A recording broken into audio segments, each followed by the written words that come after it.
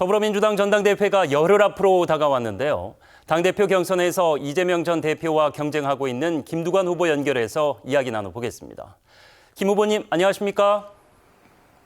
예, 반갑습니다. 김두관 후보입니다. 예, 호남 지역 경선 이후 득표율이 두 자릿수로 올라섰습니다. 민주당의 본산 호남의 선택에 어떤 의미가 있다고 보시는지, 그리고 최종 득표는 어느 정도 가능할까요? 예, 아무래도 우리 호남은 민주당의 심장이기도 하고요. 5.18 민주화 정신하고 김대중 정신이 살아있는 곳이라서 아마 우리 당의 최근 우리 민주당의 다양성, 민주성, 역동성이 좀 훼손되는 것 같은 그런 느낌이 있어서 그런지 저에게는 그래도 두 자리 숫자로 격려를 크게 해주셨고요. 아마 이재명 후보에게는 좀 분발을 하라는 경고를 보낸 게 아닌가 그렇게 해석을 합니다. 저는 1%의 다른 목소리를 대변해야 된다는 책무가 있어서 나왔기 때문에 최종 결과에 연연하지 않고 승패와 관계없이 끝까지 최선을 다할 계획입니다. 예. 자, 이재명 대선 후보로는 집권 가능성이 불확실하다, 이런 말씀을 하셨습니다. 그런데 현재 시점으로 볼 때는 민주당에서 이재명 전 대표 없이 과연 미래 권력을 도모할 수 있을 것인가 쉽지는 않아 보이는데요.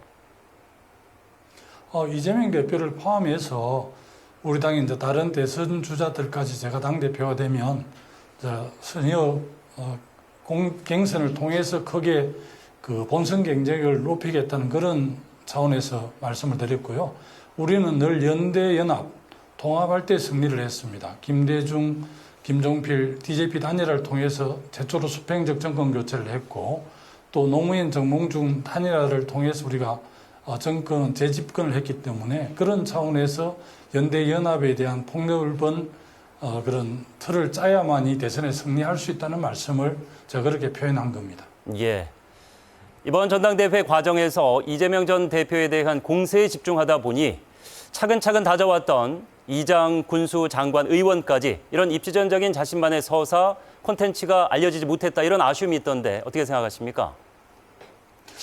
그런 콘텐츠가 알려지지 않는 측면은 아쉽지만 제가 민생경제 대연정이라고 정치투쟁은 가열차게 하더라도 지금 코로나19 이후에 우리 자영업자, 소상공인, 서민들이 매우 어렵기 때문에 이런 문제에 대해서는 용산 대통령실 그리고 여당과 충분하게 좀 협력을 해서 민생을 좀 챙기자는 제안을 했는데 마침 박찬대 원내대표, 주경호 원내대표 만나기도 하고 또 우리 당의 진성준 정책위 의장 그리고 또 김사원 정책위 의장이 만나서 민생 문제만큼은 여야가 협의를 하겠다고 지금 만나고 있어서 참으로 다행스럽게 생각을 하고요.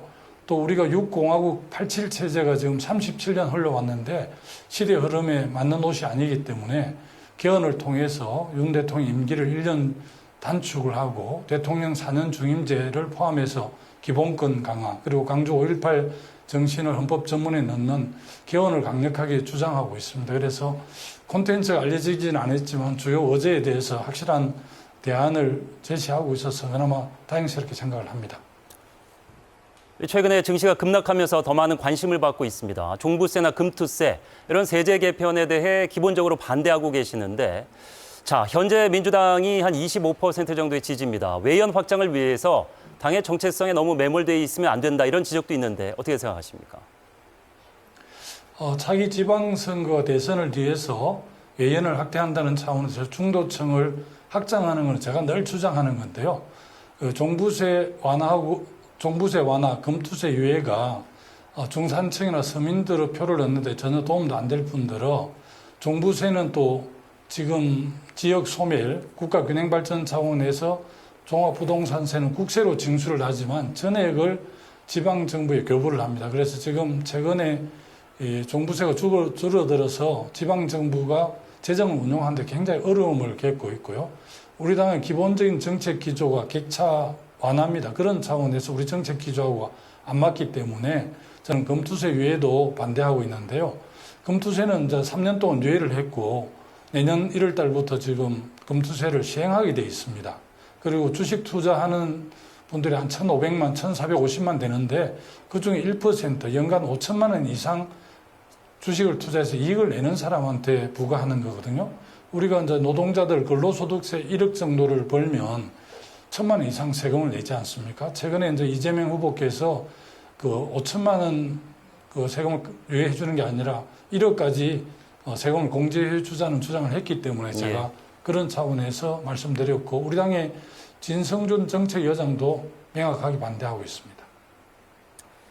자, 여야의 최대 쟁점인 최상병 특검법이 한 발도 앞으로 나아가지 못하고 있습니다. 한동훈 대표가 제안한 제3자 추천 특검, 상설 특검 이런 대안들을 현재 활용할 시점이라고 보십니까?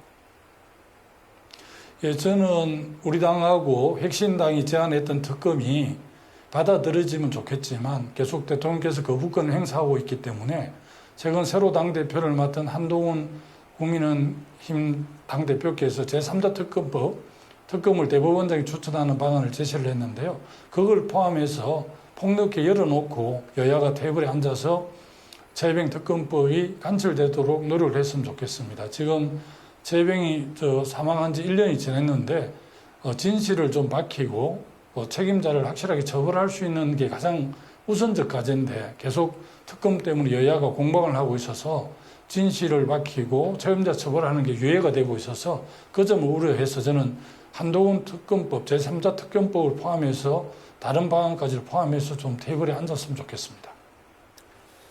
이 동교동 사전 문제에 당이 관심을 좀 가져달라 이렇게 촉구하셨습니다. 참여정부 출신으로 특히 관심을 가지시는 이유가 있을 것 같은데 이 문제 어떻게 풀어가야 할까요? 우리 동교동하고 상도동 하면 우리 민주화의 좀 상징적인 곳입니다. 그래서 저는 역사문화공간으로 우리 정부 차원에서 매입을 해서 운영을 하거나 아니면 서울시 또 마포구에서도 좀 관심을 가져줬으면 좋겠고요. 우리 당은 그 김대중 대통령의 정신을 유산으로 받았는데 우리 당이 이 차저 문제가 매각되는 문제에 대해서 좀 방관한 게 아닌가 싶어서 많이 안타깝고요. 물론 DJ 대통령 3남이 상속을 받았는데 상속세 부담 때문에 아마 매각을 하는 것 같아요. 그래서 너무 아쉬움이 있지만 뒤늦게 우리 당 그리고 새미래 여러 안타까워하는 분들께서 또 박지원 의원께서는 사저 출연까지 해서라도 이 역사문화공간으로 만들겠다는 결의를 했기 때문에 우리 당에서 적극적으로 좀 참여했으면 좋겠고 제가 방금 들은 이야기로는 이재명 당대표 후보께서도 적극적으로 우리 당이 이 문제에 역할을 하겠다고 해서 그나마 다행스럽게 생각을 합니다. 네, 전당대회 당의 축제입니다. 전국의 지지자들과 함께 건강하고 또 멋진 승부 펼치시기를 응원하고 또 보도하겠습니다. 네, 감사합니다. 네, 김두관 후보와 함께했습니다. 고맙습니다. 네, 감사합니다.